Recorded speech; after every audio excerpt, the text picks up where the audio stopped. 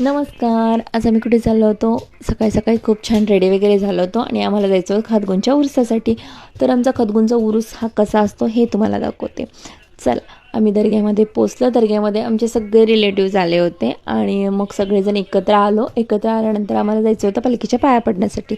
आणि सगळ्यात महत्त्वाचं म्हणजे ह्या पालखीला आमच्या समाजाच्या लोकांचा मान असतो.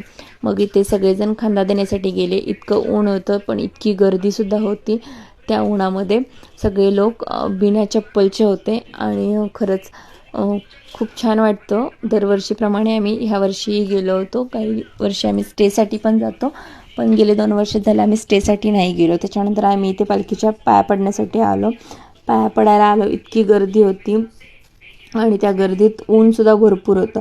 पण तरी पण त्या उन्हामध्ये सगळे लोक पाया पडण्यासाठी गर्दी करत होते. आणि त्याच्यानंतर मग आम्हाला इथे पाया पडल्यानंतर आम्हाला जायचं होतं जिथे आमचे मोठे दीर आणि मोठ्या जाऊबाईंनी आमच्या कंदुरी केली होती, तिथं जायचं होतं. त्याच्यानंतर आम्ही इथे पाया पडल्यानंतर तिकडे गेलो.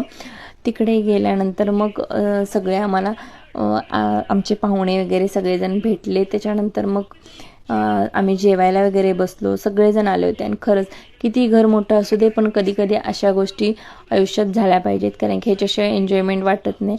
किती आपण हॉटेलमध्ये जेवायला जातो, पण कधी कधी असं जाऊन चुलीवरती जेवण बनवायचं, ते खायचं, खरंच खूप भारी वाटतं. त्याच्यानंतर आम्ही इथे सगळेजण जेवण वगैरे केलं आणि त्याच्यानंतर आमच्या परतीचा प्रवास पण नंतर चालू झाला.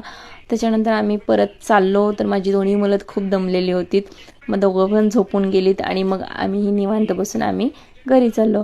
तर बाय, आजच्यासाठी इतकंच होतं. कसं वाटलं आमचा उरूस ते तुम्ही नक्की